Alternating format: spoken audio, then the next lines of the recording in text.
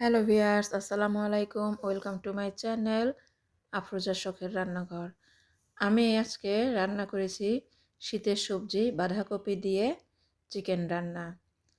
তো শীতের সবজি আমরা অনেকে অনেকভাবে খাই, আবার চিকেন রান্নাটাও অনেকে অনেকভাবে করে থাকি। তো আমি আজকে শীতের সবজি দিয়ে করেছি চিকেন রান্না। তো চলুন ভিউয়ার্স, আমি এই চিকেন রান্নাটা কিভাবে করেছি দেখে নেওয়া যাক। আমি চুলায় কড়াই বসিয়ে দিয়েছি, দিয়ে দিচ্ছি পরিমাণ মতন সয়াবিন তেল। ভিউয়ার্স, তেলটা গরম হয়ে আসলে এখানে আমি দিয়ে দিব কাটা পেঁয়াজ।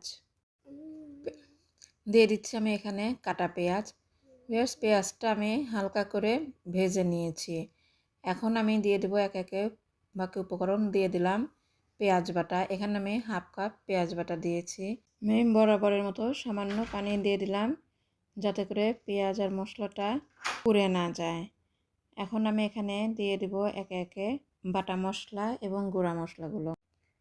1.5 চামচ লবণ দিলাম, 1 চা চামচ হলুদের গুঁড়া, 1 চা চামচ ধনিয়ার গুঁড়া, 1 চা চামচ মরিচের গুঁড়া এবং হাফ চামচ জিরার গুঁড়া। আর দিয়ে দিলাম এখানে 1 টেবিল চামচ আদা বাটা, 1 টেবিল চামচ রসুন বাটা।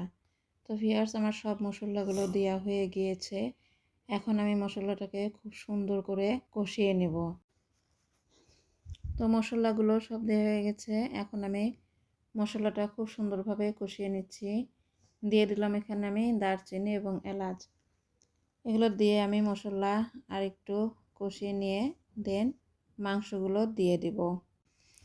এখন আমি মাংসগুলো দিয়ে দিব। মাংস আমি কেটে ধুয়ে নিয়েছি।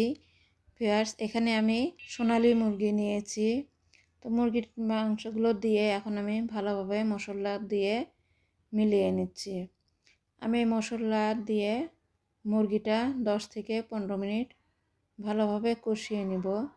দেখতেই পাচ্ছেন প্রতিটা মাংসের পিসের সঙ্গে মশলাগুলো ভালোভাবে মিশে গিয়েছে।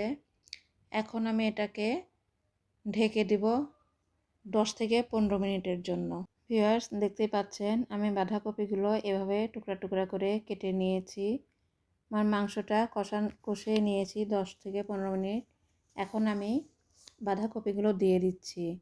আমি কিন্তু এ পর্যন্ত এখানে কোনো পানি ব্যবহার করিনি, আর কোনো পানি ব্যবহার করব না, কারণ বাঁধাকপি থেকেই যথেষ্ট পানি ছাড়বে। তো আমার বাঁধাকপিগুলো দেওয়া হয়ে গিয়েছে। এখন আমি এটা খুব সুন্দর করে উল্টিয়ে পাল্টিয়ে নেড়ে নেব। তো দেখতেই পাচ্ছেন আমি বাঁধাকপিগুলো দিয়ে সুন্দরভাবে নেড়ে নিচ্ছি।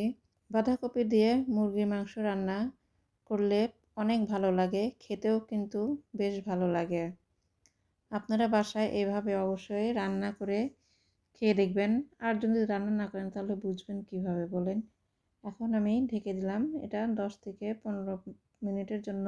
ফিরে এলাম 10 থেকে 15 মিনিট পর। দেখতেই পাচ্ছেন আমি বলেছিলাম না যে বাঁধাকপি থেকে যথেষ্ট পানি ছেড়ে দেবে। তো বাঁধাকপি থেকে যথেষ্ট পরিমাণ পানি ছেড়েছে। আমি এই মুরগি রান্নায় আর কোনো রকম এক্সট্রা পানি ব্যবহার করব না। দিয়ে দিলাম 1 চা চামচ মুরগির মাংসের মশলা। এটা আমি রাঁধুনির মশলা দিয়েছি। তো ভিউয়ার্স, মশলা দিয়ে এখন আমি এটা নেড়ে নেব ভালোভাবে।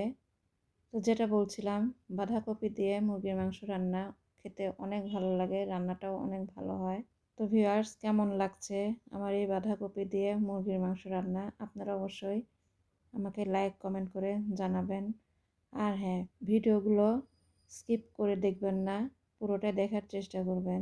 এখন আমি এখানে দিয়ে দিচ্ছি একদম ফ্রেশ ধনিয়া পাতা। তো দেখতে পাচ্ছেন ধনিয়া পাতাটা আমি একদম কুচি কুচি করে না কেটে একটু বড় বড় করে কেটে দিয়েছি। দিয়ে দিলাম ধনিয়া পাতা। আমি ধনিয়া পাতাটা দিয়ে একটু হালকা নেড়ে ধনিয়া পাতার ফ্লেভারটা যাতে করে ভালো থাকে আর সুন্দরভাবে এর সঙ্গে মিশে যায়, সেজন্য আমি এটা জাস্ট 2 মিনিটের জন্য ঢেকে দিব। তারপরে আমি এটা নামিয়ে নেব। তো ভিউয়ার্স, আমি এখন জালটা একদম লো ফ্লেমে রেখে ঢেকে দিলাম 2 মিনিটের জন্য। হয়ে গিয়েছে আমার শীতের সবজি বাঁধাকপি দিয়ে চিকেন রান্না। তো ভিউয়ার্স, কেমন লাগলো আফরোজার শখের রান্নাঘরের সহজ পদ্ধতিতে ঘরোয়া রান্না? আশা করি আপনাদের ভালো লেগেছে। আপনাদের যদি ভালো লেগে থাকে তো অবশ্যই আমাকে লাইক কমেন্ট করে জানাবেন। আর আমার চ্যানেলটাকে সাবস্ক্রাইব করতে ভুলবেন না। ধন্যবাদ।